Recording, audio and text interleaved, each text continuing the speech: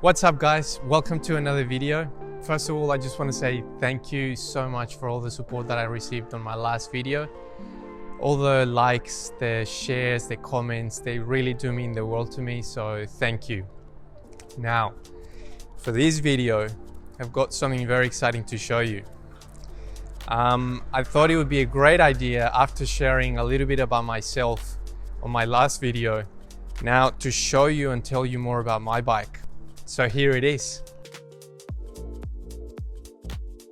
This is my Trek Emonda SL7, and today I'm going to be taking you through the details of this bike, and after riding it for a couple of years, why I think it's a great bike if you like climbing like I do. So as you know, I'm Colombian, and you might know how much we love climbing from watching Nairo Quintana, Egan Bernal and Rigoberto Urán in the top steps of the biggest races of pro cycling. And I guess it's because apart from living at high altitudes and having amazing mountain ranges, we were born in a place where you can walk out of your home, ride 10-15 minutes out of the city, and then find yourself at the bottom of an epic climb that takes you to a place like this. Isn't that incredible? I mean, look at those mountains and the coffee trees, or this one. How good is that? That's a photo that I took of my dad a couple of years ago while riding in Colombia. And all I can say is Colombia is truly an amazing cycling paradise. But more on that on another video.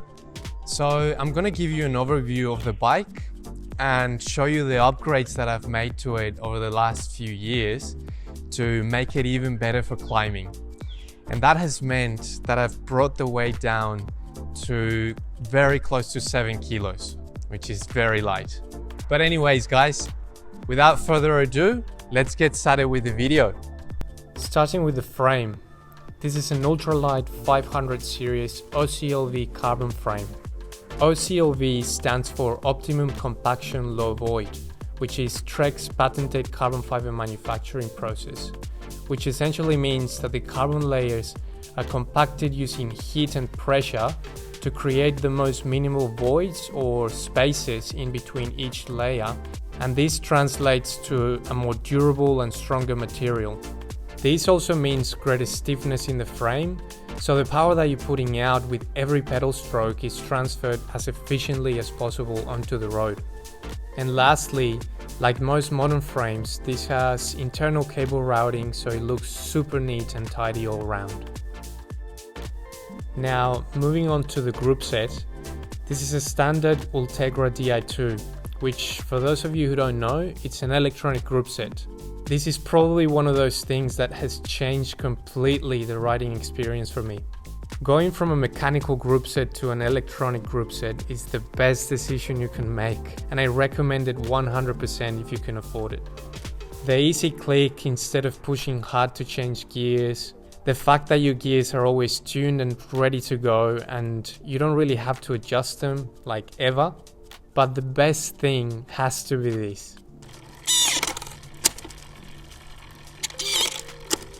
I mean, that sound is so cool.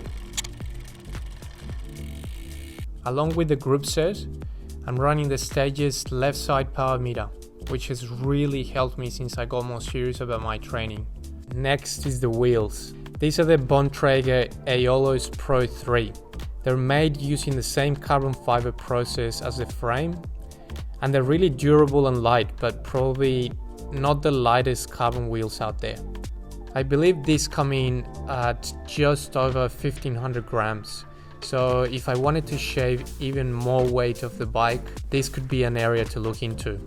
I've been training and racing with them for over 2 years and they've been pretty solid, to be honest. I also think this is the perfect rim depth for the sort of riding that I like doing, which combines a bit of aerodynamics for flat rides and lightweight for climbing. I'm running the Continental GP 5000 tires with these wheels, and they're great tires, low rolling resistance and puncture protection. Now, this is where things get a little bit more interesting with really cool custom parts that I've upgraded on this bike.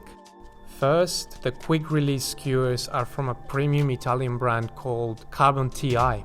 They're made of titanium and they're super light, about 39 grams. The brake calipers are not the normal Ultegra ones that you would see with the rest of the group set. These are the Bontrager Speed Stop integrated brake, a lighter option to the Ultegra. I believe these come in at about 116 grams each. Moving on to the cockpit, the stem is the Deda Superleggero, which means super light. It's made from 3D forged aluminum with titanium screws. And fun fact, they claim it's the lightest production stem used by professional riders. It weighs 100 grams. And attached to it is another super light component. Coming in at around 190 grams, this is the Pro Vibe Superlight handlebar. I love that it has internal cable routing, so the front end of the bike looks so clean. The Bartape is the Lizard Skins DSP 2.5mm thickness. I really like the grip of this Bartape. It's super sticky and it's also one of the lightest that I've found. But to reduce even more weight, I decided not to wrap the handlebar the whole way, but keep it shorter, and that way I'm saving a few more grams. Next is the bottle cages. These are designed and handcrafted by another amazing Italian brand. They're called Alpitude, and as you can probably guess by the looks of it, they're extremely light, fully made of carbon and with titanium screws. These come in at about 8 grams each. And finally, the saddle. This is the Fizik Antares R3. It has a carbon composite shell and Kium rails, which is just a term for Fizik's rail formulation that combines a particular metal alloy, the design of the rails, and its finishing process that increases fatigue resistance. This is actually a very light saddle given that it doesn't have carbon rails. It weighs just around 193 grams.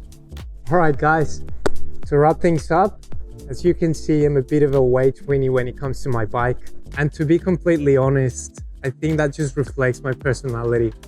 I love having that attention to detail with everything that I have. But the most important thing is how much I enjoy riding this bike. But anyways, I hope you guys enjoyed the video. If you have any questions or comments, leave them below and I'll be happy to answer them. And you know what to do. Like, subscribe, share this video if you liked it, and see you in the next one. Ciao.